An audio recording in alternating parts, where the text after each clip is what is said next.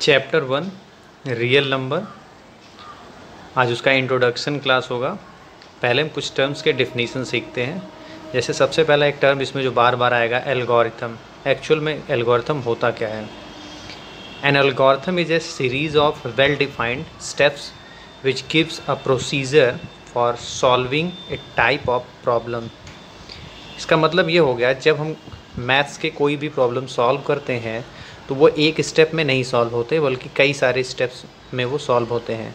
उन सभी स्टेप्स को अगर हम एक सीरीज़ बना लें जिससे हम अपने सॉल्यूशन तक पहुंच सकें, उन सीरीज़ के कलेक्शंस को ही हम एल्गोरिथम कहते हैं।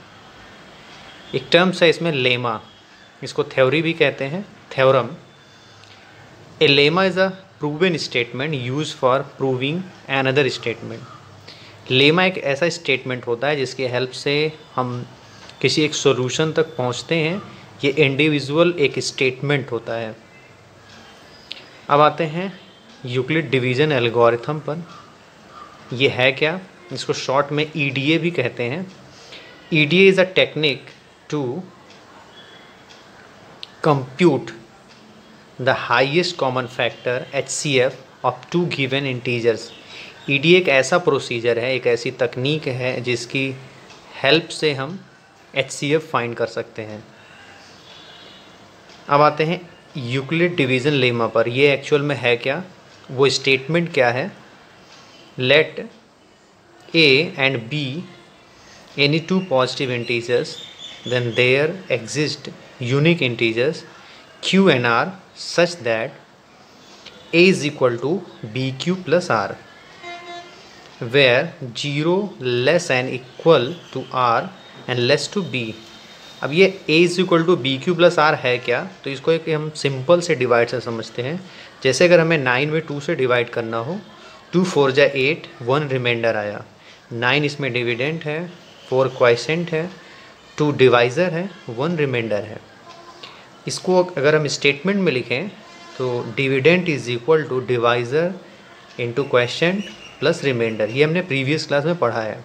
इसी को यूक्लिड डिवीज़न लेमा में सिंबल्स में डिनोट करते हैं। डिविडेंड को A से डिनोट करते हैं, डिवाइज़र को B से, क्वेश्चन को Q से और रिमाइंडर को R से। इस तरह से A is equal to B Q plus R एक यूक्लिड डिवीज़न लेमा का स्टेटमेंट हमें मिलता है, और इसकी हेल्प से हम बहुत सारे क्वेश्चंस को सॉल्व करेंगे आगे।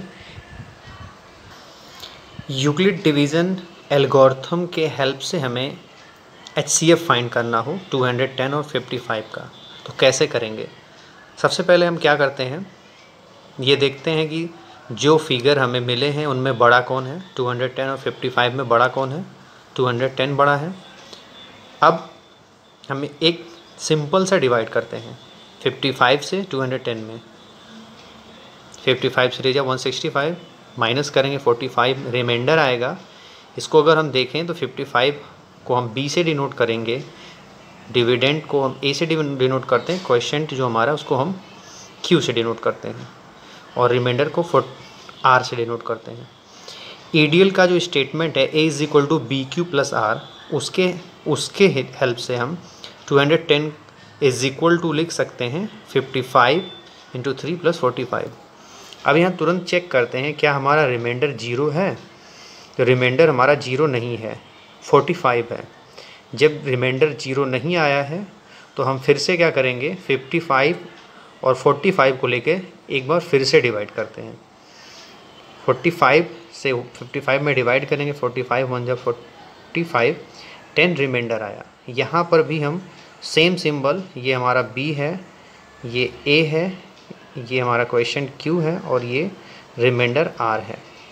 इसको हम यूक्लिड डिवीज़न लेमा के थ्रू इस स्टेटमेंट बनाएंगे तो 55 is equal to 45 into 1 plus 10 आएगा। ये एक्चुअल में A is equal to B Q plus R का ही फॉर्म है। यहाँ भी देखते हैं रिमाइंडर हमारा 0 नहीं है। जब रिमाइंडर 0 नहीं आया है तो हमें फिर से डिवाइज़र और रिमाइंडर को लेके फिर से डिवाइड करना होगा। अब हम डिवाइड करेंगे 10 से 45 में, 10 4 जा 45, रिमाइंडर आया। यहाँ पे ये B है, ये A है, ये हमारा क्वेश्चन Q है, और ये R है। फिर यहाँ पे हम यूक्लिड डिवीज़न लेमा के स्टेटमेंट को लिखेंगे 45 is equal to 10 into 4 plus 5 means A is equal to B Q plus R. फिर से चेक करेंगे, रिमाइंडर हमारा अभी भी 0 नहीं है, इसका मतलब है हमें डिवाइड अभी आगे भी करना है। तो यहाँ पे जो हमारा डिवाइज़र है और रिमाइंडर है उन दोनों को फिर से डिवाइड करेंगे, 5 से 10 में डिवाइड करेंगे, 5 टू ज़ा 10। यहाँ पर हमारा क्वेश्चन 2 है, डिवाइज़र 5 डिविडेंड A और रिमाइंडर यहाँ क्या आया हमारा 0। इसको फिर से हम यूक्लिड डिवीजन लेमा के स्टेटमेंट में लिखेंगे 10 is equal to 5 into 2 plus 0। अब यहाँ रिमाइंडर हमारा 0 मिल गया। जब रिमाइंडर 0 मिल जाता है वहीं पे हम इस प्रोसेस को स्टॉप करेंगे। जो हमारा लास्ट डिवाइज़र है वही हमारा रिक्वायर्ड HCF होता है। Hence the HCF of 210 and 55 is 5। अब हम ऐसे कुछ और क्वेश्चंस भी कर सकते हैं।